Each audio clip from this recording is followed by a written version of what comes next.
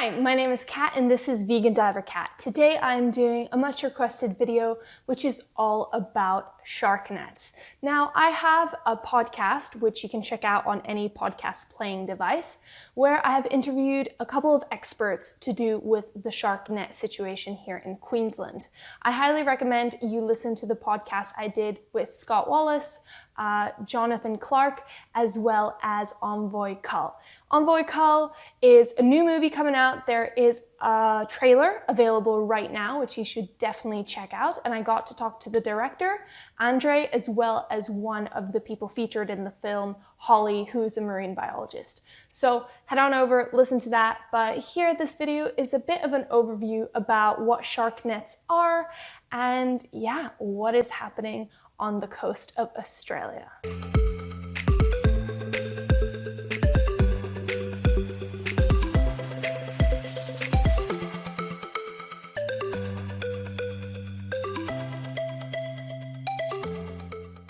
So to start off, what is a shark net? Shark nets and drum lines have been part of a shark culling and beach safety protection system which has been put in place since the 1930s. So back in 1932, the New South Wales government first put in shark nets to protect beachgoers. In Queensland, I believe they were put in the 1960s, and since then there has been basically the longest running marine cull in the world happening right here on the coast of Australia. Shark nets are nets in the ocean, but they're not what you are thinking. So they're not a completely enclosed net which protect an entire beach. Instead, in Queensland, they're 186 meters long. They are about 6 meters deep, and they are out about 200 to 300 meters away from the shore. These 186 meter long nets have gaps in them where the buoys are holding them up. So there's also space for creatures to potentially swim in between them, underneath them, or over them. Now, there aren't nets all up and down the coast, just in certain places where there's the most swimming and beach going activities. And that's what a shark net looks like. However, the shark cull and shark management program, which has been put in place for the last 50 years, does not only rely on nets. Instead, they also rely on drum lines. Now, the old drum lines, which are still in use today, are basically a buoy which has two chains. One of those chains is connected to the sea floor, while the second chain has a big hook on it, which is baited. Now, this bait is actually put out there by contractors, fishing contractors, but as Sea Shepherd has found on some of their missions, which is the Apex Harmony campaign, that majority of the time, 2/3 of the baits aren't baited, right? So the baits which are on these giant hooks are typically shark or ray flesh to discourage dolphins or other species of animals from biting them and to just encourage sharks to eat them, since sharks are cannibalistic. That is what a shark net and a drum line is. Now, this technology has not changed in almost 100 years and just really shows how old school and barbaric it is. Now, what is interesting is a lot of shark species are actually protected and they're not allowed to be hunted or fished, but with these shark nets and shark drum lines, they are actually targeted to be killed. Now, on this target list, there are 19 different species of sharks which are targeted to be killed, and as soon as they're over 2 meters of size, they are killed, as they might be a potential risk to swimmers. Now, I have read reports as well that the smaller sharks within the targeted list of species are also killed, even if they're under 2 meters, because they will grow up to be potentially hazardous to swimmers. Now, out of these 19 species, a lot of them are threatened or even vulnerable. Speaking of sharks, one of the best things you can do to help them is to minimize your plastic consumption. And that is why, ladies, this one's for you, I have partnered with Modi Body, which is a feminine hygiene brand which uses reusable, sustainably made underwear or even swimsuits to meet your monthly cycle needs. So throw away all that waste, or don't need to buy any of that waste, and instead opt for sustainable, reusable, comfortable, eco-friendly solutions.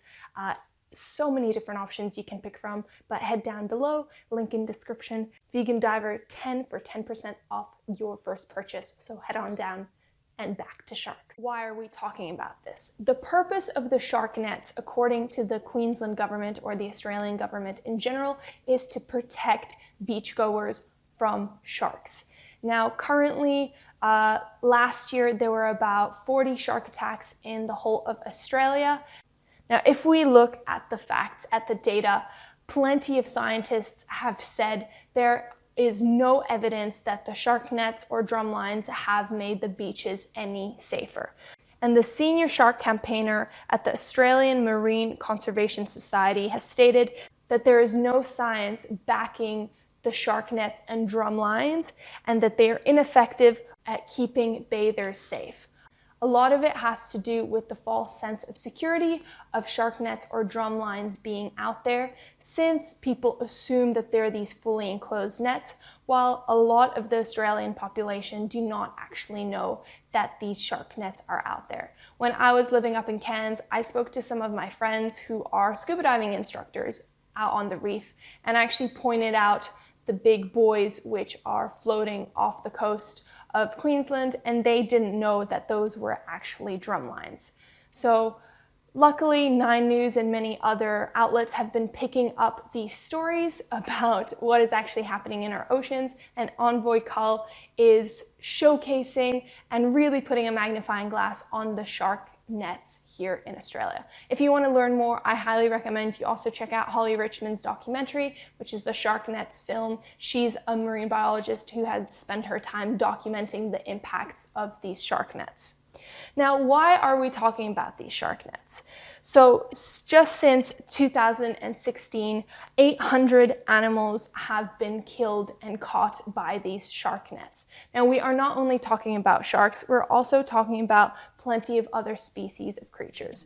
So just as an example, in that time, 20 grainer sharks, which are endangered, have been caught and died in the nets. 4 common dolphins, as well as a number of bottlenose dolphins, have been caught and died. 26 white sharks, which are threatened and protected worldwide, 14 of which were killed. 9 green turtles, with 7 killed. Some leatherbacks were released. Rays have been caught and killed. And when I was actually on the Sea Shepherd boat Apex Harmony campaign, and I was sitting on the Grey Nurse, which is the little boat that they take out to gather data and provide transparency to what is happening off the coast of Australia, I saw 5 animals that day. I believe we had 3 rays and 2 sharks, which were caught in the nets, and we saw them die. We saw them flail about and then be killed by the contract fishermen who are paid to do this. Now, in terms of the finances, there is at least $1 million put into this every single year, with money going towards the equipment, the contracts for the fishermen who are in charge of changing the baits, as well as other factors that might be contributed. Now, I just read on the 10th of February 2020 that another $4 million was designated to these shark control programs. Now, while they say that some of this money is going to be going ahead to more modern solutions, such as drone surveillance and other non-lethal methods of protecting bathers, such as flag systems, tagging systems, and smart drum lines, which are like the other drum lines I was talking about, except they have sensors, so they send a signal as soon as anything is hooked, so fishermen go out there and check the hooks, and if it is an endangered species, they can actually release the creature with minimum harm being done. Unfortunately, in this $4 million, it also says that a part of this money is going to go in adding more drum lines, just the normal old school drum lines, which is really where the alarm bells are going off. So these nets and these drum lines are out there every single day capturing endangered and endangered and threatened species of sharks, whales, dolphins, turtles, and rays every single day.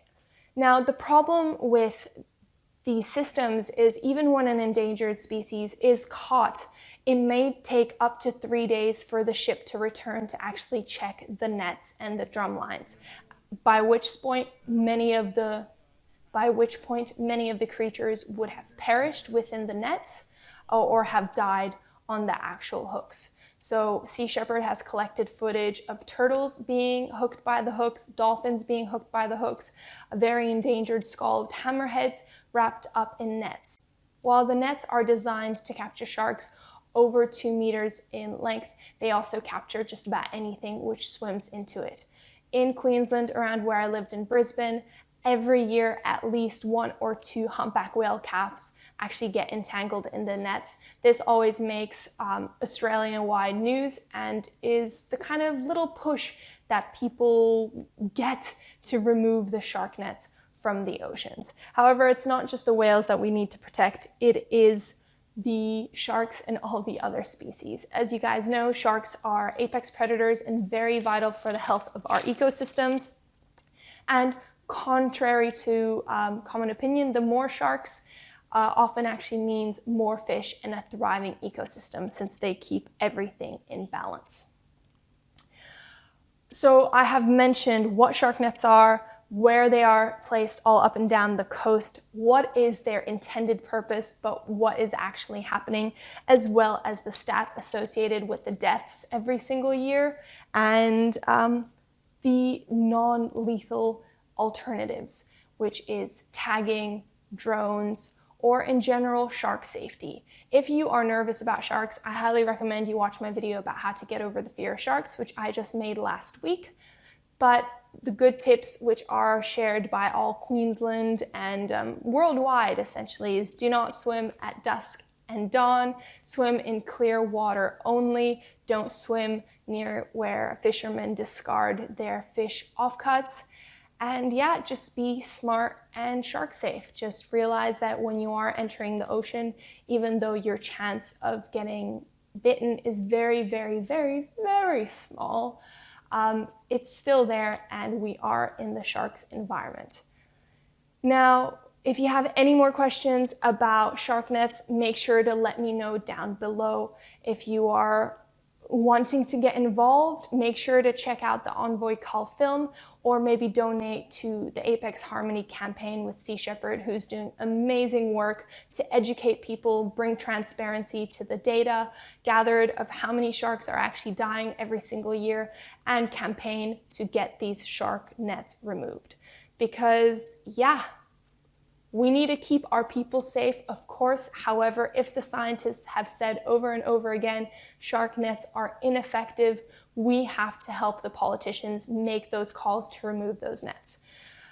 Unfortunately, I understand that if any politician does remove those nets and then there happens to be a shark bite incident in the area, yeah, that's not going to look good for him.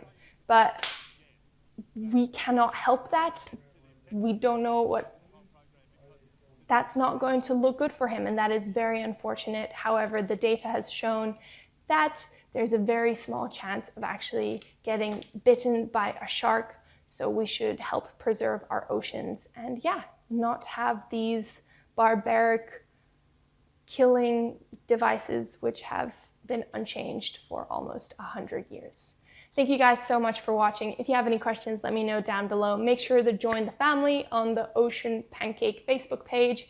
And yeah, let me know your thoughts there and tell me what you think of the podcast. Would love to hear from you guys, and I'll see you in the next video.